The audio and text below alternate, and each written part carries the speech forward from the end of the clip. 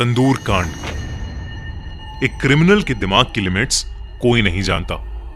Crime करने की चाह किस हद तक जा सकती है और इंसान से क्या क्या करवा सकती है, ये पता कर पाना बेहद मुश्किल हो जाता है। आज का केस एक ऐसे आदमी का है जिसने ऐसी सारी हदों को पार कर दिया। 2 जुलाई 1995 की रात को कनॉट प्लेस पुलिस स्टेशन के कांस्टेबल अब्दुल नजीर कुंजू और होमगार्ड चंद्रपाल अपनी रूटीन नाइट पेट्रोलिंग कर रहे थे। वो लोग जैसे ही अशोका रोड की तरफ मुड़े, तभी उन्हें एक बिल्डिंग में से बहुत सारा धुआं निकलता हुआ दिखाई दिया। वो दोनों उस बिल्डिंग तक जल्दी से गए। उस बिल्डिंग में एक रेस्टोरेंट था जिसके अंदर से वो धुआं आ रहा था, लेकिन वो रेस्टोरेंट उस समय बंद था। उन्होंने वहां खड़े गार्ड से धुएं की वजह पूछी। तभी रेस्टोरेंट से एक आदमी निकल कर आया और उसने बताया कि रेस्टोरेंट में कुछ वेस्ट जलाया जा रहा है जो कि कुछ देर में जलना खत्म हो जाएगा। ये सुनकर वो दोनों वहां से चले गए और पास की लेन्स में पेट्रोलिंग करने लगे। कुछ दूर जाते ही उन्हें पीछे से एक औरत की चिल्लाने की आवाज आई, आग लग गई, आग लग गई। वो हड़बड़ी में वापस उस रेस्टोरेंट की लेन में पहुंचे और उन्होंने देखा कि आग की लपटें अब रेस्टोरेंट के अंदर से निकलकर बाहर तक आ गई थीं।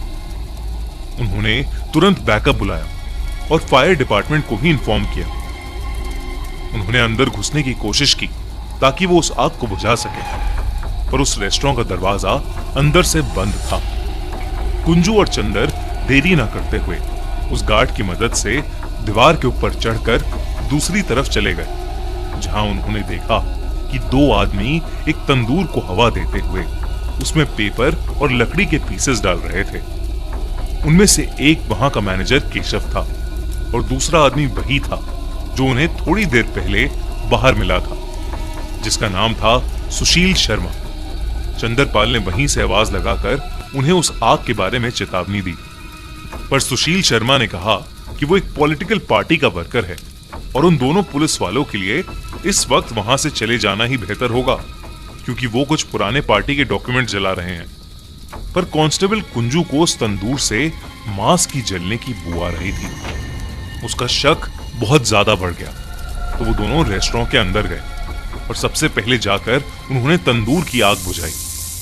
इसके बाद उन्होंने जो देखा उसे देखकर उनके रोंगटे खड़े हो गए, क्योंकि तंदूर के बाहर इंटेस्टाइन्स लटक रहे थे और तंदूर के अंदर एक इंसानी शरीर आधा जला पड़ा था।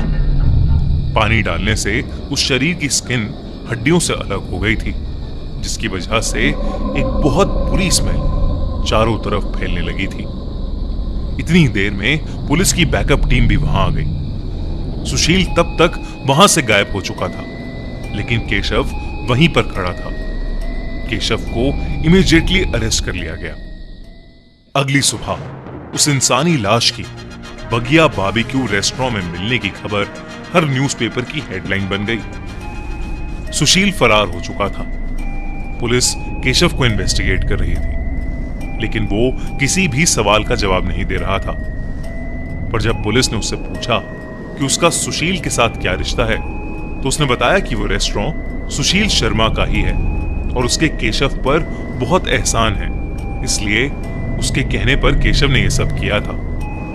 उसी दिन एक आदमी पुलिस स्टेशन में आया जिसने अपना नाम मतलूब करीम बताया और उसने पुलिस से कहा कि वो लाश सुशील की बीवी नैना साहनी की है। धीरे धीरे सुशील शर्मा के सस्पेक्ट होने की न्यूज हर जगह फैल गई। पुलिस हाथ धोकर सुशील की तलाश में लगी हुई थी, पर उन्हें सुशील कहीं पर भी नहीं मिल रहा था। पर एक दिन अचानक दिल्ली पुलिस को खबर मिली कि 9 दिन से फरार सुशील ने खुद को बैंगलोर पुलिस को सरेंडर कर दिया है, लेकिन उसने नैना के खून में उसके इन्वॉल्व होने से साफ इनकार कर दिया है। मगर कुंजू और चंदर ने अपनी आंखों से सुशील को क्राइम सीन पर देखा था और उससे बात भी की थी, और उन्हें पता था कि सुशील झूठ बोल रहा है। पुलिस ने सुशील से सच उगलवाने के लिए उसे कई अलग अलग तरीकों से इंटेरोगेट किया। इंटेरोगेशन के दौरान सुशील ने फाइनली कन्फेस किया कि उसी ने नैना का मर्डर किया था, जिसके बाद वो पुलिस से बचने के लिए दिल्ली से फरार हो गया था। उसके बाद सुशील ने पुलिस को 2 जुलाई को क्या हुआ था सब सच सच बताया। 2 जुलाई की शाम को सुशील अपने गोल मार्केट के फ्लैट में घुसा ही था जब उसने अपनी बीवी नैना को हाथ में एक ड्रिंक लिए किसी से फोन पर बात करते हुए देखा।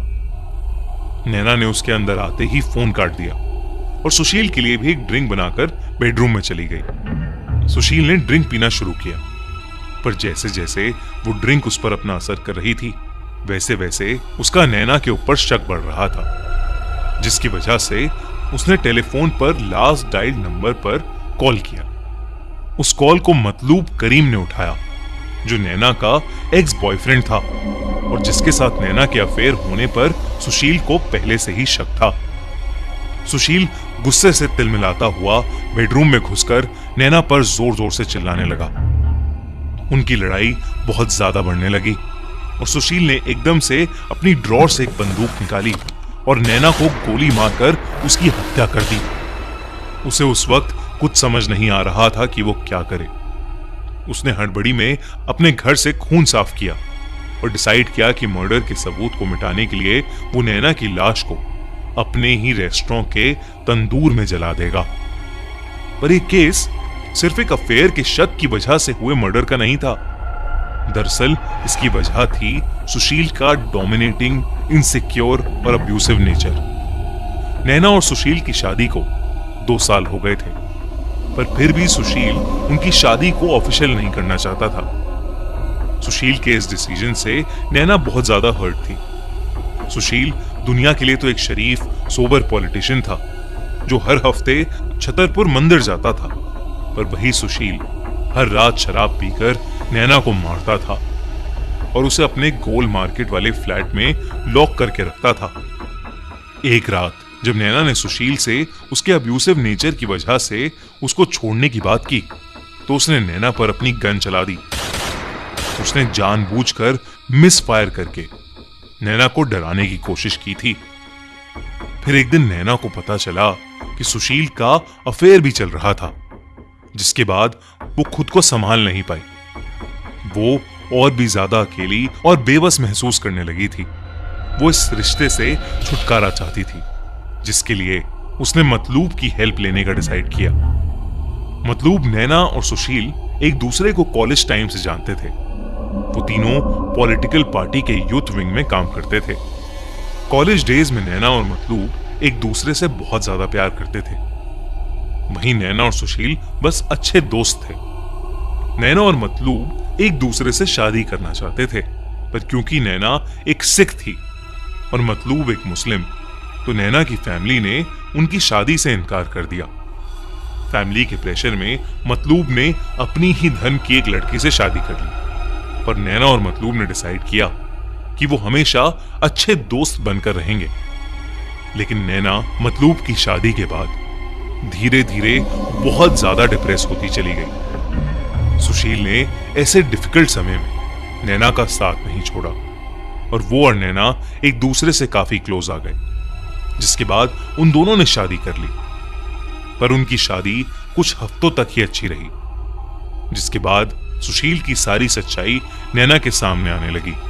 सुशील जब भी नैना को घर में मारता पीटता तो नैना इमोशनल सपोर्ट के लिए मतलूब को कॉल करती।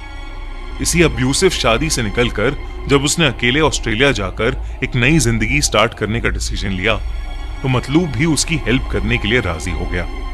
2 जुलाई से कुछ दिन पहले ही नैना ने सुशील को अपना डिसीजन बताया था, जिसको सुनकर सुशील गुस्से से पागल हो गया था और वो मतलूब के इस डिसीजन में इन्वॉल्वमेंट पर सवाल करने लगा था।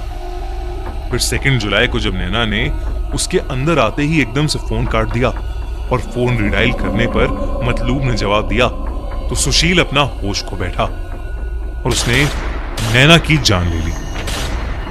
सुशील को जेल हो गई और कोर्ट ने सुशील को डेथ सेंटेंस दिया, लेकिन कई सालों तक उस पर कोई एक्शन नहीं लिया गया। सुशील के जेल में अच्छे कंडक्ट के लिए 8 अक्टूबर 2013 को सुप्रीम कोर्ट ने उसके डेथ सेंटेंस को लाइफ सेंटेंस में बदल दिया, जिसके पूरा होने के बाद 22 दिसंबर 2018 को सुशील को तिहाड़ जेल से रिहा कर दिया गया। आपको क्या लगता है, ऐसे क्राइम के लिए 20-25 साल जेल में काटना काफी है, या ऐसे क्राइम के लिए डेथ सेंटेंस ही होना चाहिए? हमें कमेंट्स में जरूर बताइए। और ऐसे ही